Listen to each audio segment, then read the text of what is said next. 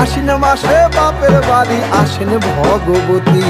আশ্বিন মাসে বাপের বাড়ি আসেন ভগবতী। বলো গৌরী এলো দেখে জালো, গৌরী এলো দেখে জালো, গৌরী এলো দেখে জালো, গৌরী এলো দেখে জালো। ভবের ভবানী আমার ভবন করিল আলো। গৌরী এলো দেখে জালো, গৌরী এলো দেখে জালো।